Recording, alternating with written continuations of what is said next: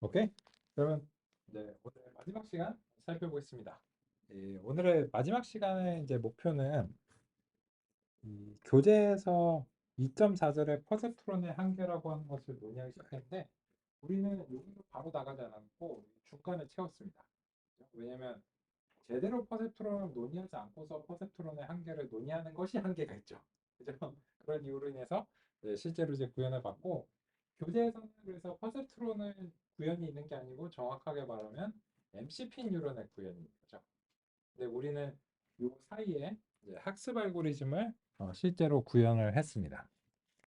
즉 이렇게 이제 해서 실제로 학습을 구현을 했죠.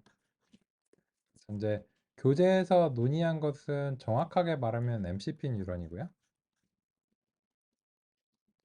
이 MCP 뉴런이 퍼셉트론이 되려면 반드시 학습 알고리즘이 있어야 됩니다. 왜냐하면 MCP 뉴런을 만든 사람하고 퍼셉트론을 만든 사람은 서로 별개의 다른 그룹입니다. 근데 이, 이 학습 알고리즘을 제시하는데 15년 정도 걸렸거든요. 퍼셉트론에서. 근데 이제 이 두 개가 동일하다고 생각하면 굉장히 억울하게 생각하시겠죠. 돌아가신 분이지만. 그렇죠? 그렇습니다. 그래서 이제 우리는 이 사이에 학습 알고리즘을 이제 채워 넣어 봤습니다.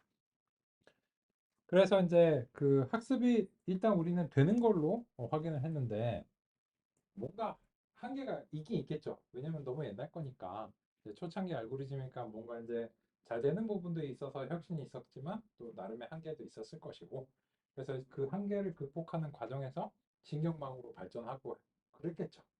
근데 이 여기서 신경망으로 발전하는데 실제로는 총 한 30년 정도 걸립니다. 그래서 1958년에서 신경망이 된 거는 이제 1986년 이 정도 되니까 거의 한 30년의 세월이 필요했습니다. 근데 우리는 그 세월을 다 지낼 계획은 아니에요. 그래서 당장 내일 우리는 신경망으로 이제 넘어가게 되고 그래서 그 30년의 간격을 이틀 만에 우리는 이제 좁힐 예정입니다. 그런데 이제 그 과정에서 이것저것 이제 논의사항과 궁금한 점이 있으시리라 생각하는데 아까 이제 코드에서 보시면 이제 여기서 이것저것 이제 그 꼼꼼히 살펴보실 만한 이제 내용들이 있습니다.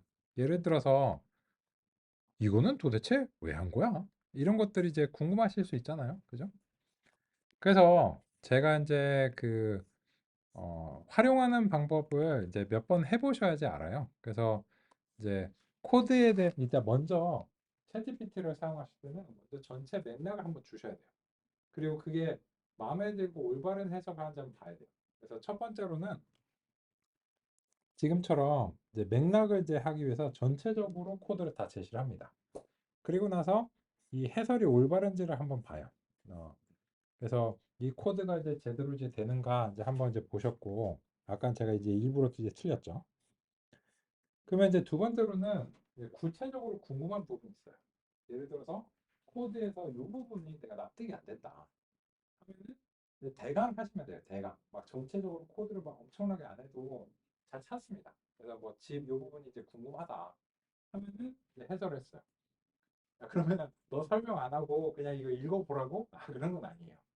근데 이제 찬찬히 이제 살펴보실 수 있도록 먼저 생성을 해놓고 여기서 같이 보자는 겁니다. 저랑 이제 완벽하게 동일하지 않으실 수 있는데 왜냐면 이게 그 다시 생성하라고 하면 다시 이제 좀 계속 달라지잖아요. 근데 제가 보기에는 해설이 잘 됐어요. 이게 무슨 말인지 보겠습니다. 여기서 이제 먼저 집이라고 하는 API 자체를 아셔야 돼요. 그래서 이 해설을 보시고서도 납득이 안 되신다면 이 집이라는 API를 모르시기 때문에 그럴 수 있거든요. 그래서 제가 두 번째로는 이렇게 그야 뭐뭔 소린지 모르겠고 집 활용이 간단해지 일단 해봐. 일단 이거를 먼저 얘기해봐. 해서 이거를 이제 했어요. 그러면 프루트가 사과, 바나나, 오렌지 가격이 각각 있는데 이 집 함수를 통해서 이 두 개를 이제 하나의 쌍으로 이제 묶는 겁니다. 그러면 이제 사과의 가격은 1,000원입니다. 바나나의 가격은 1,500원입니다. 이런 식으로 나오는데 그래서 이것들을 이제 실제로 카피 코드를 통해서 한번 실행을 해 보시면 더 납득이 잘 되실 겁니다. 그래서 제가 하는 것처럼 이렇게 카피 코드 이렇게 이제 하시고 나서 개념을 이해하시기 위해서 어딘가에다가 이제 적당히 이제 그 새로운 코드를 하나 이제 삽입을 하시고 이제 이렇게 복사 붙여넣기를 하시는 거예요. 이렇게 해서 이제 독립적으로 해당 API가 잘 동작하는지를 한번 확인해 보는 겁니다. 그러면 이제 이 집이 사과랑 1,000원을, 바나나랑 1,500원을, 오렌지랑 800원을 묶어줬다. 그런 역할을 이제 수행하는 것이다 라고 하는 설명이 올바르고 납득이 되고 실제 실행 결과로서 확인을 하시는 게 필요합니다. 이, 이게 공략을 해나가는 이제 방식이거든요. 그래서 챗GPT가 있으면 사람들이 이렇게 생각해요. 그냥 해줘 이러면 다 해주는 줄 아는데 이거를 정교하게 그 질문들을 이제 쪼개가면서 물어보고 맥락을 잘 형성해주고 하면 굉장히 유용합니다. 이런 걸 이제 프롬프트 엔지니어링이라고 부르죠. 이제 이게 살살 이렇게 그 달래가면서 맥락을 형성해가면서 원하는 이제 대답을 하도록 이제 해나가는 겁니다. 근데 어, 이거를 잘하면 대단히 이제 유용하고 우리가 새로운 지식을 이제 공략하기 이제 용이하죠. 그러면 이제 요게 납득이 되신 상태로 그다음에 이제 코드에서 해당 부분을 이제 분석을 해보겠습니다. 그래서 요게 이제 납득이 됐다라고 하면 그럼 이제 요 부분을 이제 보겠습니다. 그러면 만약에 그 우리의 지식 자체가 텍스트로 다 된다면 좋겠지만 사실 그렇지 않죠. 그래서 이제 요 부분을 제가 도해를 좀 드리겠습니다. 이거는 요런 겁니다. 예를 들어서 요 첫 번째 입력 벡터를 x1이라고 부를게요.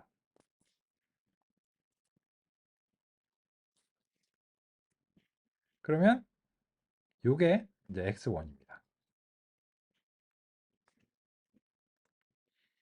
그러면 두 번째 벡터, 세 번째 벡터가 이제 있겠죠.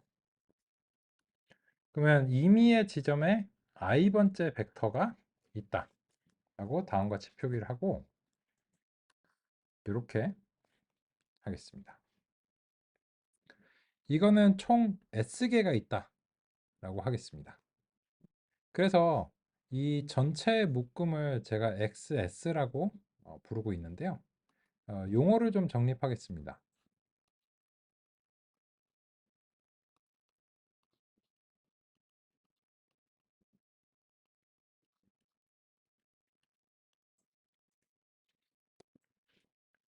요 각각은 데이터 포인트라고 부르겠습니다.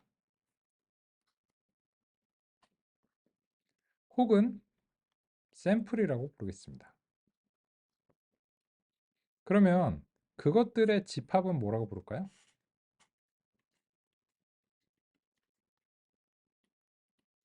그야말로 데이터셋입니다. 그죠? 그러면 지금 이제 포문에서 하는 일은 뭐냐면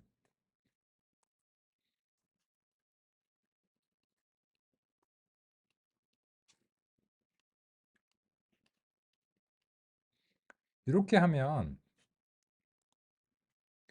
얘네들을 하나씩 이렇게 뽑아줍니다. 그러면 처음에는 x1번이 뽑힐 거고 그 다음에는 포문에서는 x2번이 뽑힐 거고 임의의 xi번이 뽑히겠죠. 그래서 이제 순차적으로 순환하면서 하나씩 데이터 포인트를 뽑아내는 이제 포문입니다. 그런데 지도 학습을 하려면 이 각 데이터 포인트에 대한 정답을 타겟이라고 부릅니다. 예측의 목표라는 의미에서요. 그래서 여기에 해당하는 정답으로서 y 값들이 이렇게 있고 얘 그러면은 요 1 또는 마이너스 1 이런 식으로 되어 있겠죠. 그러면 이 각각은 임의의 yi라고 할 수 있죠. 그래서 xs와 ys를 한 대로 묶어서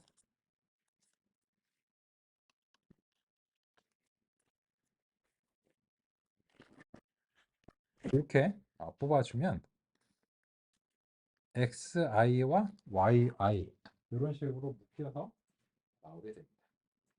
이 해설이 딱 보니까 올바르고 여기에 대해서 이것만 읽어서 납득이 된다면 좋겠지만 사실 그렇지 않죠.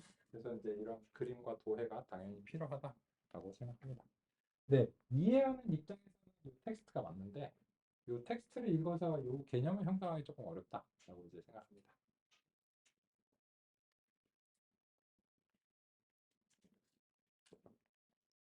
좀 납득이 되시나요? 그러면 이제 그런 상황에서 우리가 이제 구현한 부분을 다시 한번 이제 확인해 보면 이 부분이죠. 그래서 이제 얘네들이 데이터 포인트를 하나씩 획득을 하면서 각 데이터 포인트별로 오류를 이제 내고 특정 데이터 포인트에 대해서 틀리면 갱신이 일어나는 이런 알고리즘입니다. 또 논의사항 있으시면 알려주세요. 혹은 이제 현재 논의에 대해서 추가 논의사항 있으시면 알려주세요.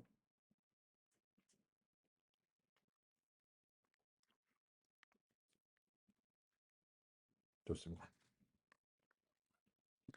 그래서 이제 그 결과 우리는 엔드 오어를 통해서 이제 확인을 한 상태인데 이 문제는 좀 너무 간단하니까 이제 그 조금 난이도를 높여서 소위 말해서 이제 실제 데이터 그런 걸로 이제 응용 사례를 확인해 보려고 합니다. 여기서 아이리스라고 하는 것은 여러 가지 의미를 가질 수 있는데 지금은 이제 붓꽃이라고 하는 것을 뜻합니다. 붓꽃이 뭐야? 붓꽃을 검색해 보시면 이런 예쁜 꽃들입니다. 그런데 이 붓꽃을 지금처럼 텐서로 표현을 했습니다. 어떻게 했는지는 같이 살펴봐야 되겠습니다.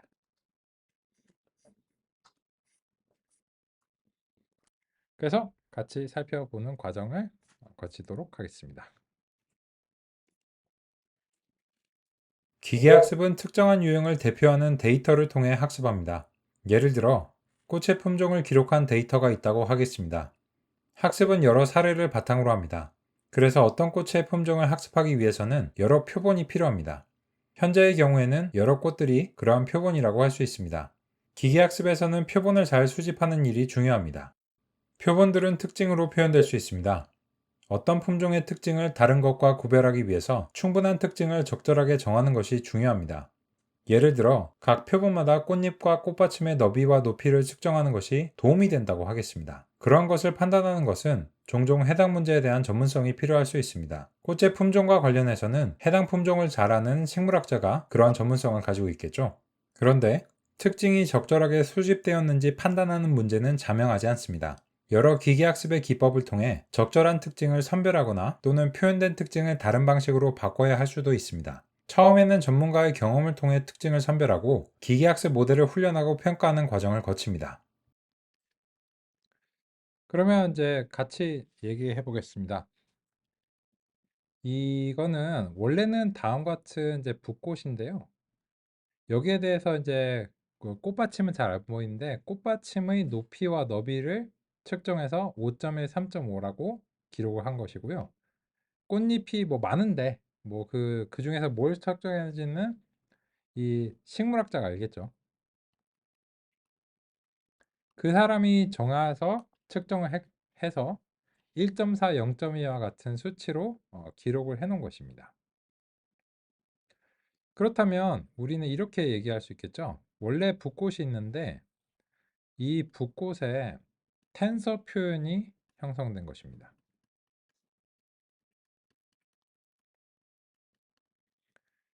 근데 이 텐서 표현은 임의의 여러 가지 방식이 있을 수 있는데 지금으로서는 이제 이 전문가가 선택한 방식은 이제 1차원의 텐서가 된 거니까 이 붓꽃에 대한 벡터화된 표현이다. 이렇게 얘기하겠습니다.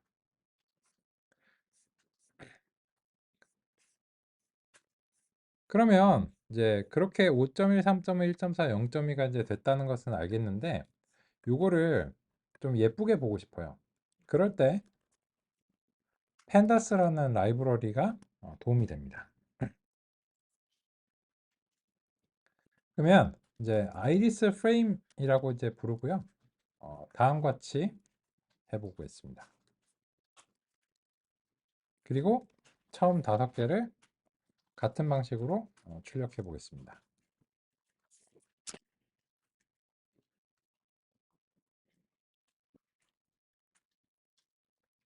이거 이제 단계적으로 제시해 드리기 위해서 먼저 이렇게 이제 해보고요. 그리고 나서 이제 추가적으로 보겠습니다.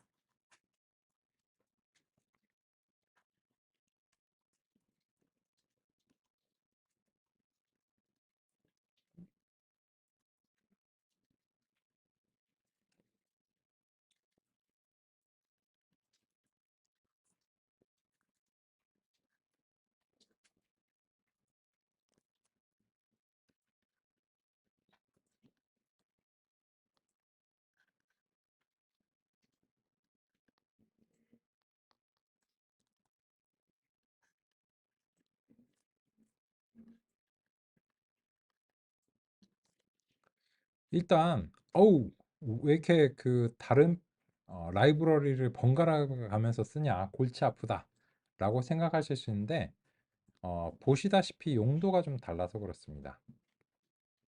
우리가 numpy ND 어레이를 왜 도입했는가를 생각해 보면 텐서를 적절하게 표현하고 가공하기 위해서였습니다.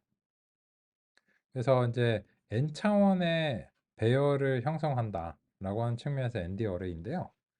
그런데 종종 많은 경우에 이 데이터들이 표 형식으로 표현되는 게 적절한 경우가 있습니다. 그래서 당장 보시면 펜다스 데이터 프레임은 뭔가 이제 표 형식의 느낌이 나죠. 엑셀에서 바로 튀어나왔을 법한 그런 느낌입니다. 그래서 그런 이유로 인해서 ND 어레이에서 안 되는 것이 됩니다. 요 피처 네임즈라고 하는 것을 통해서 열 제목을 설정해 보도록 하겠습니다.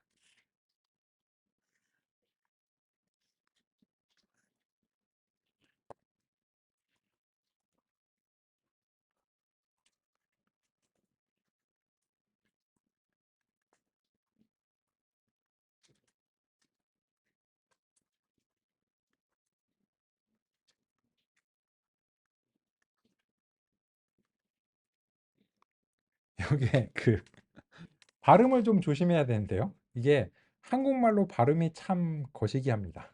그죠? 마음속으로만 읽으시고요.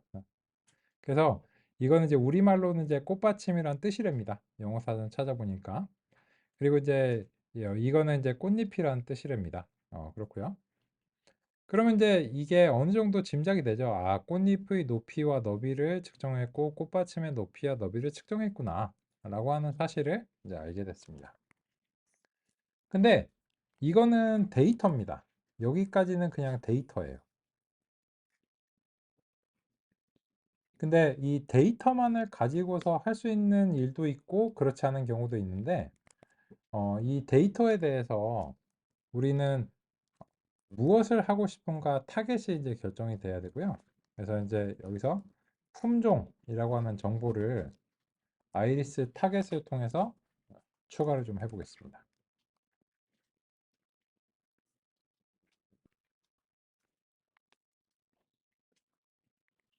먼저 이 품종에 대해서 위쪽에 이제 새로운 코드를 이제 삽입해서 좀 관찰해 보겠습니다. 일단 아이리스 이제 타겟 네임즈라고 하는 거고요. 그리고 다음과 같은 정보를 같이 확인해 보도록 하겠습니다.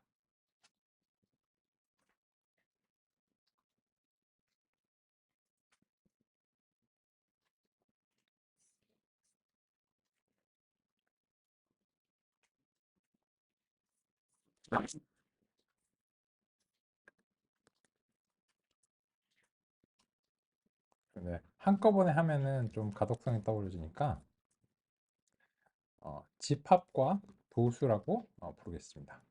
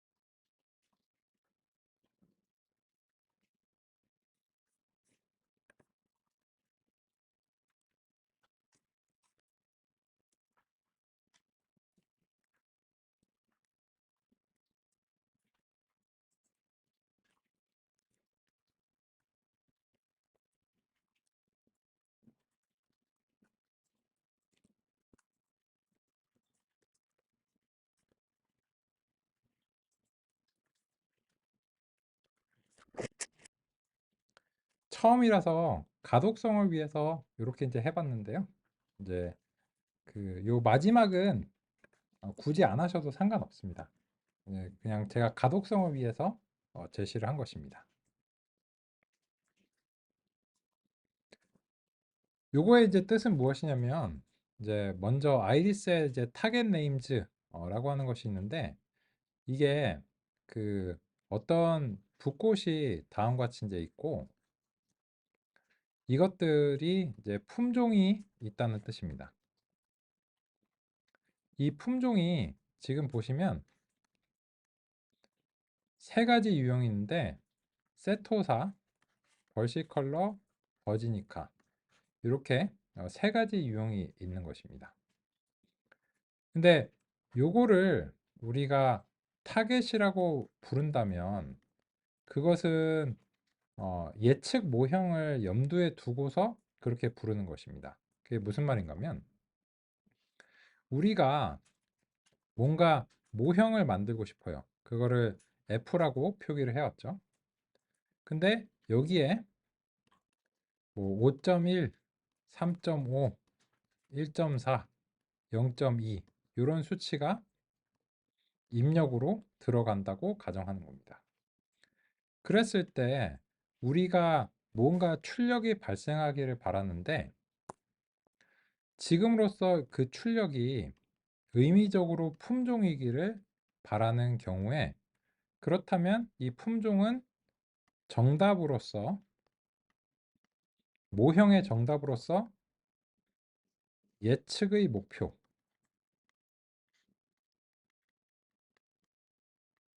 그래서 타겟이라고 부르게 됩니다.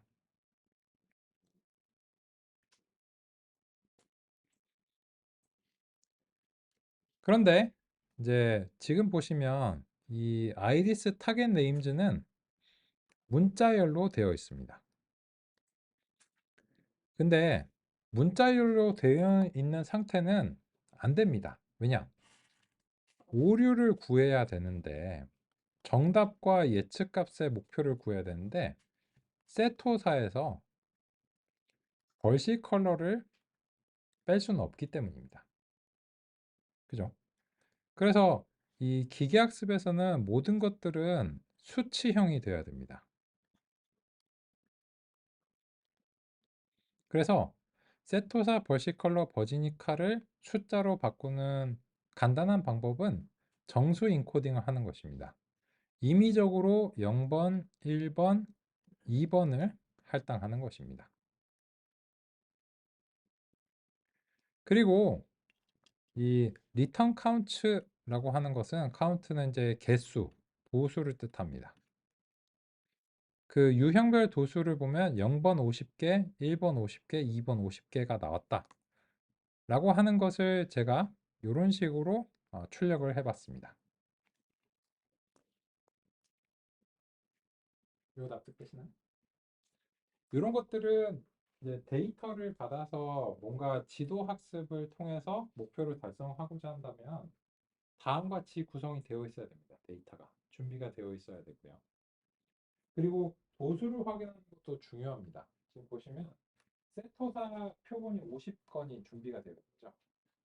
벌시 컬러가 50건이 준비가 되어 있고 버지카가 50건이 준비가 되어 있습니다. 이거는 이제 중요한 건데 왜냐하면 150건이 준비가 되어 있는데 세토사가 148건, 버지니카가 한 건, 벌시 컬러가 한 건이면 그거는 학습을 하기에는 바람직하지 않은 구성을 가진 데이터입니다. 세토사만 실컷 학습을 하는 거죠. 그러면 이게 공정하게 학습을 할 수가 없죠. 그래서 지금처럼 유형별로 도수까지 잘 맞춰져 있는지 확인하는 게 기본 중에 기본입니다. 당연하겠죠. 상식적으로 생각해봐도.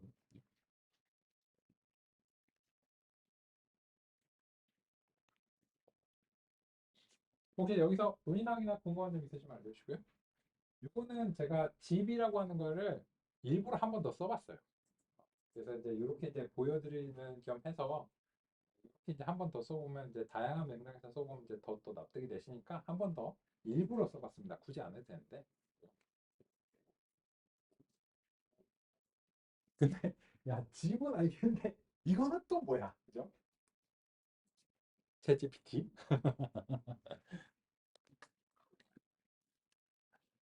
그래서 이제 데이터가 이렇게 준비가 되어 있다는 것을 납득하신 상태로서 여기 내려와서 이제 보면 이 품종 정보가 이제 다음과 같이 이렇게 된다는 사실을 알 수 있습니다.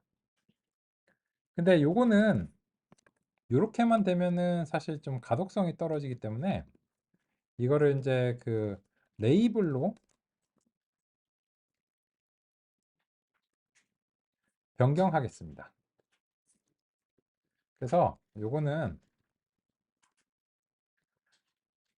이 품종열에 대해서 리플레이스를 수행하겠습니다. 잘 제시가 됐고요. 이렇게 이제 해보겠습니다.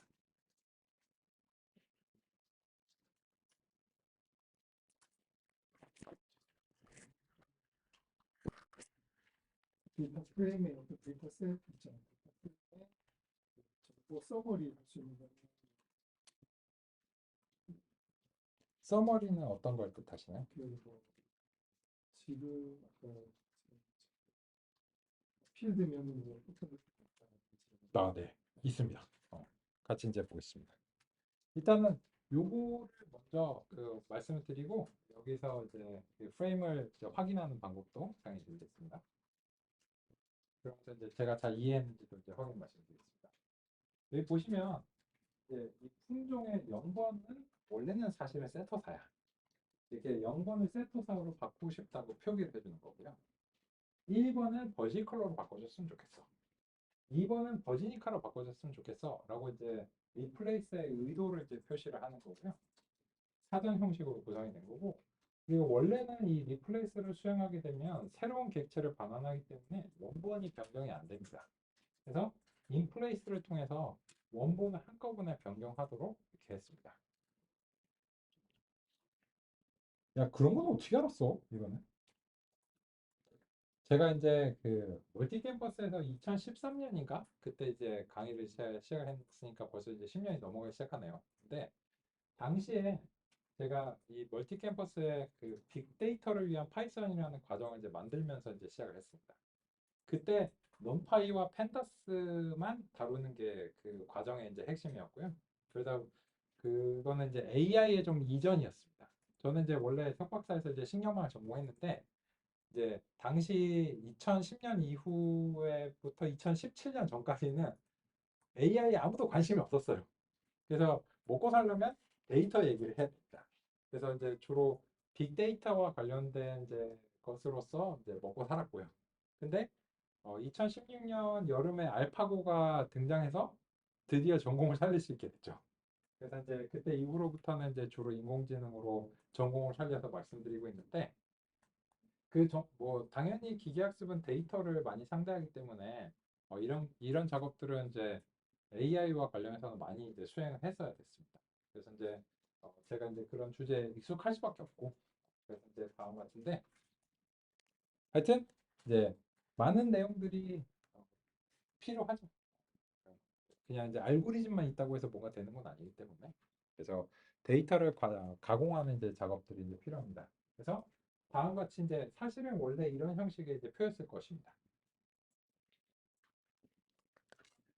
그러면 이제 이 상태로 만들고 난 다음에 아까 이제 우리 선생님께서 이제 논의 주신 요 아이리스 이제 프레임에서 info라고 하는 게 혹시 그 원하시는 것과 이제 비슷한 정보를 내는지 한번 확인해 보면서 제가 이제 좀 살펴봐야 될 것 같습니다. 요 info는 그 데이터 프레임의 내용을 요약적으로 보여주는데 150건의 이제 엔트리 행이 있다라고 하는 거고 각각 이제 그 어떤 열들이 있는지를 확인해주고 그 열들에서 비어 있는 값들이 있는지 용이하게 확인할 수 있고 이 D 타입을 통해서 이제 각 열들의 정보가 어떤 이제 형식인지를 이제 확인할 수 있는 이제 이런 메소드입니다. 이런 게 그 논의 주신 거에 근접하시는데 그래서 이제 다음과 같고요. 그래서 이런 이제 편의적인 통계 기능이나 이제 이 기능이 있기 때문에 인포 기능은 너파이의 ND 어레이는 없습니다. 없고 또 다른 점은 ND 어레이는 D 타입이 무조건 전체적으로 통일이 돼요. 근데 그 보통 표들은 이런 식으로 뭐그 문자열이나 뭐 시간값이나 이런 게 막 섞여 있잖아요. 그래서 그런 경우에는 ND 어레이로 한꺼번에 표현하는 게 보통 바람직하지 않습니다. 그때 이제 데이터 프레임을 쓰는 게 좋겠죠. 근데 우리가 궁금한 건 이겁니다. 그래서 어, 우리의 그 퍼셉트론이 붓고 분류기가 될 수 있는 거냐? 우리는 퍼셉트론이 AND가 될 수 있고 NAND가 될 수 있고 OR이 될 수 있다는 사실을 알고 있잖아요. 근데 이제 퍼셉트론이 AND가 되고 싶거나 NAND가 되고 싶거나 OR이 되고 싶어 했던 건 아니죠. 우리가 그냥 데이터를 먹여주면 자기는 의미를 몰라. 근데 어쨌든 그냥 뭐 정답과 그 데이터와 정답의 관계가 그러하대. 그게 매개 변수로 표현이 되면 잘 하는 거죠. 근데 우리가 궁금한 이거예요. 퍼센트론을 붓꽃 데이터를 경험시켜주면 붓꽃을 올바르게 분류할 수 있게 될까요? 그게 궁금하다. 그래서 이제 같이 이제 살펴보겠습니다. 근데 한 가지 문제가 있습니다. 뭐냐면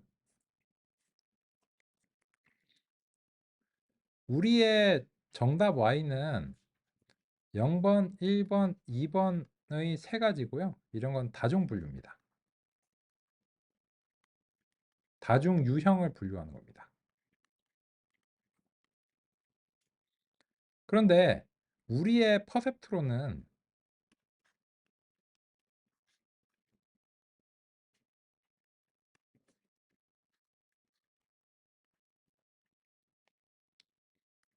둘 중에 하나밖에 출력을 내지 못하고 이런 거를 이진 분류기라고 합니다. 둘 중에 하나밖에 못해요. 그럼 어떻게? 지금 현재 우리 알고리즘을 쓰기 위해서는 이제 이 이진의 문제로 할 수밖에 없습니다. 근데 지금은 세 개인데 어떻게 할 거야? 그래서 이제 강제로 좀 이제 해야 될 것 같아요.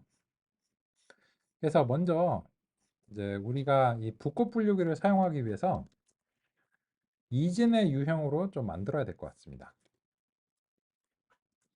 처음 100개만 이렇게 선택하고요. Y도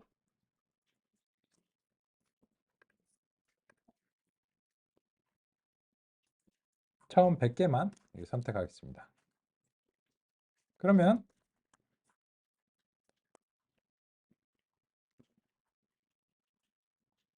먼저 이렇게 보겠습니다.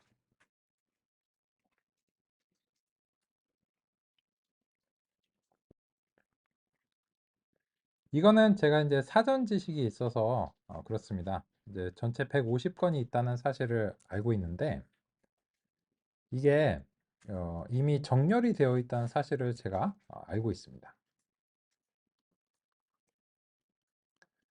만약 정렬이 안 되어 있으면 약간 다른 방식으로 해야 되는데 지금은 그냥 논의를 간결하게 하기 위해서 이렇게 하겠습니다.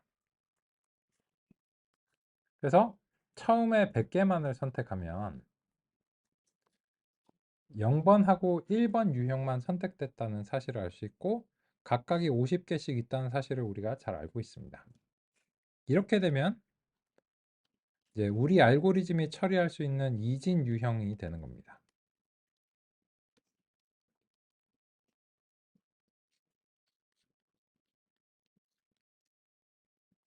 근데 한 가지 작업을 더 해야 됩니다. 우리는 1과 마이너스 1이라는 표기를 사용하고 있죠. 그래서 우리 알고리즘에 맞춰주기 위해서는 한 가지 작업을 더 해줘야 됩니다. 잘 납득했네요. 0이면 마이너스 1로 하고 아니면 1로 변환해달라. 이런 이제 변환 작업이 필요하고 그래서 우리 알고리즘의 출력을 맞춰주기 위해서 다음의 작업이 필요합니다.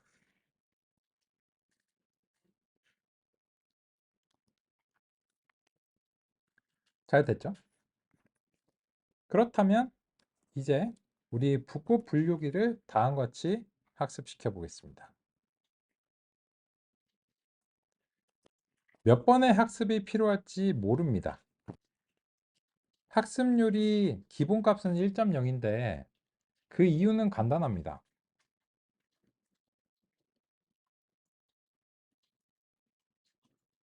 곱하기에서 아무것도 설정하지 않으면 1을 곱하는 것과 마찬가지이기 때문입니다. 그래서 학습률을 1로 설정해 놨는데 이게 혹시 좀 클지도 모르니까 약간 그 조심스럽게 조금 줄여서 시작을 해 보겠습니다. 그래서 데이터는 x1이고요. 타겟은 y1입니다. 이 상태로 학습을 시켜 보겠습니다. 그러면 우리는 얘가 학습이 됐다는 사실을 잘 됐거나 못 됐다는 사실을 뭘로 알아야 될까요? 궁극적으로는 아까 논의드린 대로 어느 순간 수렴했는가 그걸로 이제 아셔야 되고 두 번째로는 그 결과 실제로 이 x를 집어넣었을 때 정답에 가까운 값을 발생하는가 같이 이제 보겠습니다. 그러면 첫 번째 상황을 이제 보겠습니다. 보시면 이렇게 시작합니다. 왜일까요? 입력 벡터가 다음과 같이 4개의 값이 되어 있습니다. 그로 인해서 매개 변수는 4개로 결정됩니다.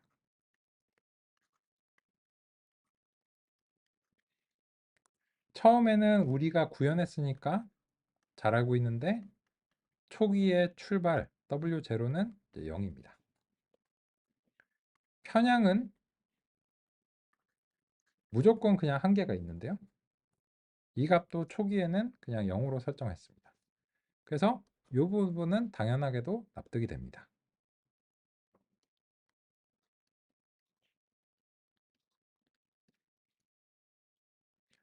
그래서 학습이 진행됩니다. 뭐시기 저시기가 됐어요.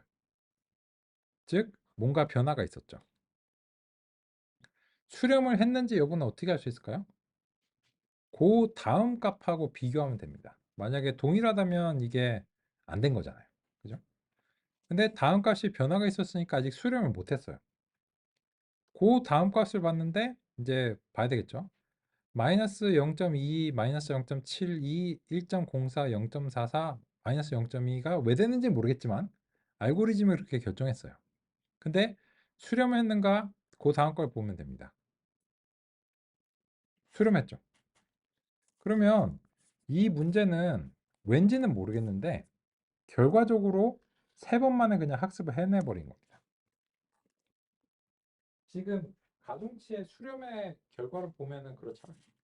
그래서 아까와 동일하게 이 값이 왜 이런 값이 되는지는 잘 모르겠지만 어쨌든 이런 값을 꽂으니까 전체적으로 정답을 발생한다는 그런 어떤 결론에 도달한 거고 그래서 이제 다음과 같이 된 것으로 보입니다. 진짜 그럴까요? 그래서 이제 사용해 봐야 되겠죠. 그래서 이제 붓고 분류기한테 예측을 이제 시켜보겠습니다. x1을 이제 집어넣고요. 그럼 이제 채점을 해야 되겠죠. 예측이 그래서 y1하고 얼마나 같은가, 그죠?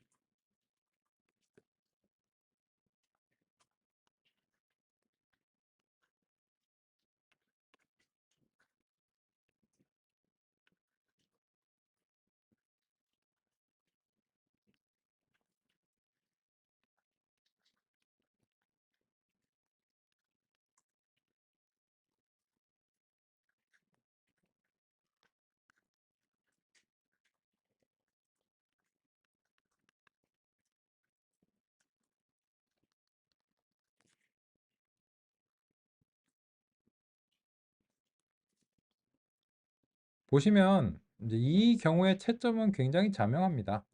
예측이 정답하고 같으면 그야말로 이제 정답 참인 거고요. 틀리면 오답인 거죠. 뭐 이제 둘 중에 하나밖에 없죠. 그랬는데 지금 이제 이 결과를 보니까는 이제 채점을 합계를 내고 이제 길이를 했는데 총 길이는 지금 100개입니다. 50개씩 두 건이 있으니까요. 근데 여기서는 썸을 했는데 왜냐면 잘 아시겠지만 참은 이제 숫자 1이고 거짓은 숫자 0입니다. 그래서 이 합계를 하면 참의 개수를 세는 거죠. 그래서 이제 이 전체 100개 중에서 몇 개나 맞았을까 궁금하기 때문에 이렇게 이제 해봤습니다. 그 결과가 여기 나옵니다. 어떤가요? 다 맞췄습니다. 전체 100건 중에서 100건, 100점 만점에 100점. 그래서 현재 우리 학습 알고리즘이 미래 장래 희망이 붓고불리기가 아니었어요. 자기는 붓고불리기가 될지 몰랐어. 근데 데이터를 집어넣는데 붓고불리 잘해. 그러면 결과론적으로 이러한 가중치가 얘는 의미를 몰라요. 의미를 모르는데 결과적으로는 붓고불리기가 된 겁니다. 데이터 중에서 처음에 품종에 대해서 나누는 거죠. 맞습니다.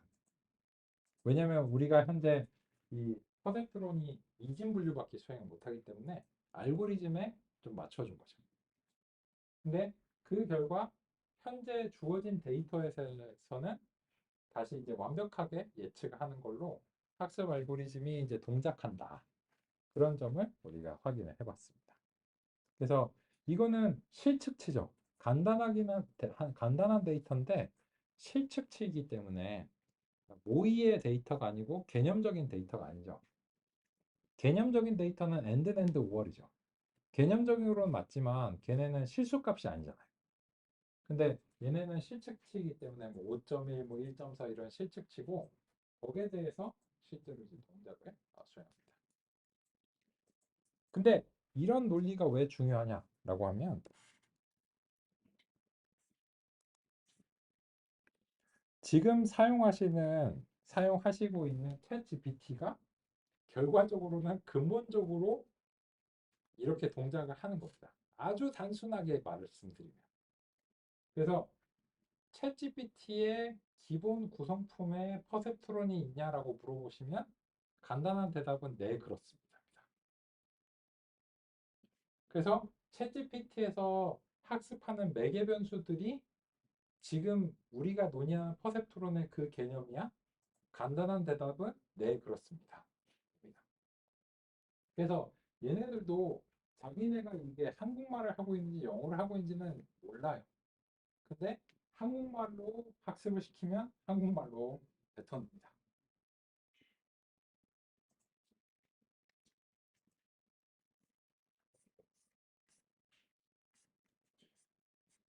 학습할 때 데이터가 소팅되어 있는지 안 되는지 상관이 있을 수 있습니다.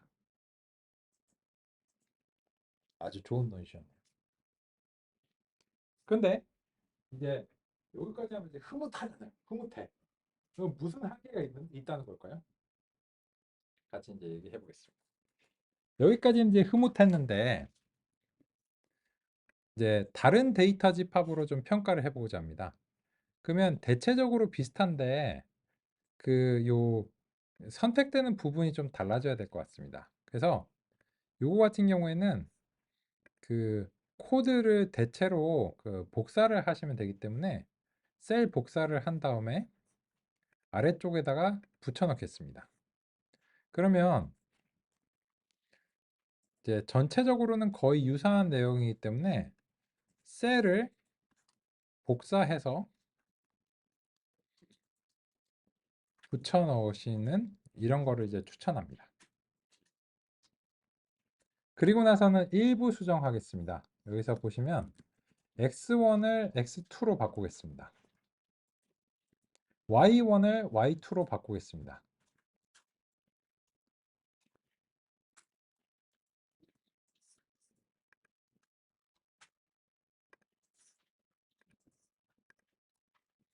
이거는 이제 find and replace를 쓰시는 게 좋긴 하겠죠. 그죠? 이제 뭐 여러 개가 이제 있으니까 빼먹고 바꿀 이제 가능성들이 좀 있잖아요.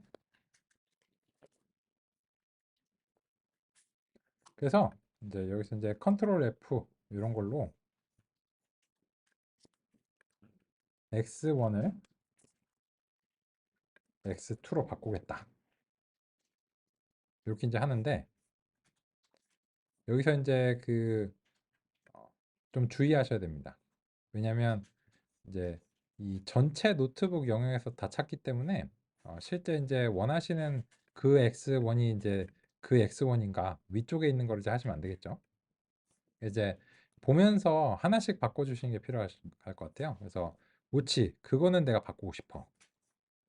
해서 요 하나 이제 바꾸고 또 이제 요거는 또 바꾸고 그 다음에 이제 또 내려가서 얘는 이제 바꾸고 싶고 또 내려가서 얘는 이제 바꾸고 싶어요. 이렇게 이제 하고 그리고 나서 이제 그 나머지는 이제 그대로 두고 이제 y1을 y2로 이제 바꾸고 싶다 하는데 이제 현재 y1을 y2로 바꾸고는 하고 싶은데 다 바꾸고 싶은 건 아니에요. 위에 있는 거 바꾸면 안 되니까. 그래서 이제 그 위에 있는 게 바뀌지 않도록 이제 하겠습니다. 아이고 거꾸로 바꿨네요.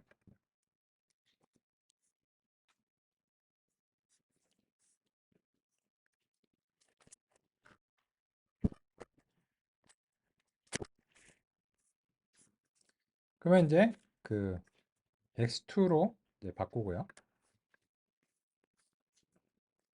살펴보겠습니다. 근데 이때 그 중요한 게 뭐냐면 이번에는 이제 집합이 좀 다릅니다. 그래서 이제 어,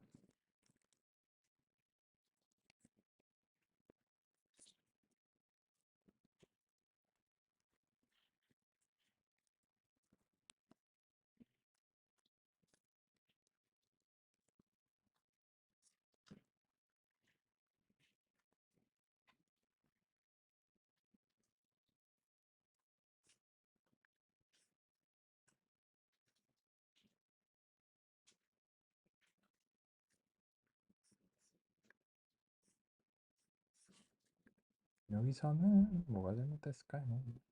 괄호성이 하나 더 들어갔네요. 네, 그렇습니다.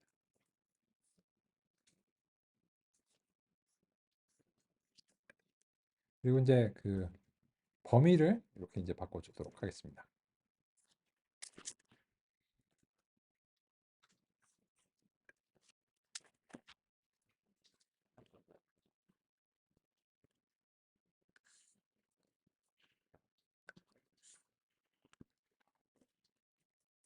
여기에 대한 해설은 이제 내일 그 오전 시간에 이제 이어서 다시 이제 살펴볼 텐데 결론적으로 1과 2에 대해서 이번에 선택을 했고 이번에는 이제 1을 마이너스 1로 바꾸고 2를 1로 바꾸는 그런 선택을 했습니다. 어느 게 마이너스 1로 바뀌어야 되는가 정해진 건 아닙니다. 그냥 일관성 있게 바꾸시면 이제 되는 거고. 그래서 그 상태로 학습을 했는데 그 결과가 아까처럼 이제 좋은 결과가 나왔는가 보시면 100개 중에 50개를 맞췄습니다. 그 말은 무슨 말일까요? 찍어서 맞춘 거나 다름이 없다. 이거는 50개를 맞춰서 오 잘했어가 아니고 그냥 원숭이한테 맡겨도 확률적으로는 50개를 맞는 겁니다.